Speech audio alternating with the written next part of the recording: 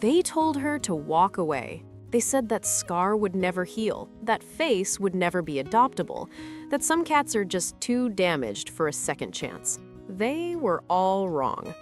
The shelter was closing in 20 minutes when Sarah got the call. A ginger and white long-haired cat had been brought in by animal control, hit by a car, left on the side of the road for who knows how long. The injury was bad, real bad. His face bore a deep laceration across his right eye and cheek, the kind of wound that tells a story of survival against impossible odds. When she first saw him in the medical kennel, her breath caught. He wasn't cowering in the corner like most traumatized cats. He was sitting upright, his flame-colored fur matted with dried blood and dirt, but those amber eyes were locked on her with an intensity that stopped her cold. The wound on his face was angry and raw, stitched together hastily by the emergency vet. But somehow it didn't make him look broken. It made him look like a warrior. "That's Hawk," the vet tech said quietly. "We've had him for 3 days now. 7 families have come through looking at cats. Every single one took one look at his face and kept walking. Some didn't even ask about him. They just saw the scar and moved on to the next cage. 7 families, 7 rejections. Not because he was aggressive, not because he had behavioral issues, just because his face didn't fit their idea of perfect." Sarah knelt down in front of the kennel. Hawk watched her, unblinking. She could see the question in those eyes. "Are you going to walk away too?" If you've ever looked at something everyone else called damaged and saw beauty instead, if you've ever believed that scars tell stories worth hearing, then you need to see what happens next. Hit that subscribe button because what this cat does in the next few minutes will completely change how you look at rescue animals. And if you think every soul deserves someone who sees past the surface, these stories need to reach more people, and you need to be part of that. "Can I hold him?" Sarah asked. The tech hesitated. "He's been through a lot. We're not sure how he'll react to handling yet." But when she opened the kennel door, Hawk didn't hiss or retreat.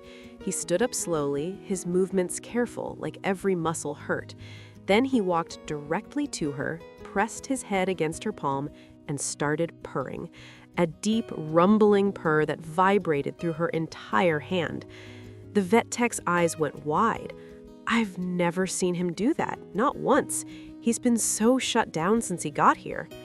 Within an hour, Hawk was in a carrier in Sarah's car heading to his new home, his first real home. But here's what nobody tells you about animals like Hawk. They remember every person who looked away. Every time someone shows the prettier cat, the easier story, the face without the scar, they carry that rejection, even after they're safe. The first week was a delicate dance. Hawk moved through the apartment like he was expecting someone to tell him he didn't belong there. He'd pause before jumping on furniture, as if asking permission. He'd watch Sarah constantly, those amber eyes tracking her every move, waiting for the moment she'd realize her mistake and send him back. She started talking to him constantly, just narrating her day, her thoughts, anything to fill the silence with reassurance. "I know they walked past you, Hawk. I know they didn't see what I see, but I'm not them. You're home now. This is real." By day 5, something shifted. Sarah was working at her kitchen counter when she felt a gentle weight against her leg. She looked down. Hawk had wound himself around her ankle in a figure-8 pattern, that signature cat gesture of affection and trust. His scarred face looked up at her, and for the first time, she saw something other than wariness in his eyes. She picked him up carefully. Hawk didn't resist. He tucked his head under her chin and purred so loudly she could feel it in her chest. That's when she noticed something. The way he tilted his head, favoring the injured side, suggested his vision might be compromised. The vet confirmed it later. Partial vision loss in that eye. Permanent. Now, here's where this gets interesting. Some people believe rescue animals should look perfect to be adoptable, that visible damage makes them less desirable, less worthy. But others understand that scars are proof of survival, evidence of strength, markers of a soul that refused to give up. Which perspective do you agree with? Should we only celebrate the unmarked rescues, or do the scarred survivors deserve just as much love? Drop your thoughts in the comments because this conversation matters. It changes which animals get chosen and which ones run out of time. 3 months have passed since that day. Hawk's wound has healed into a permanent mark across his face, a jagged line that runs from above his right eye down to his cheek.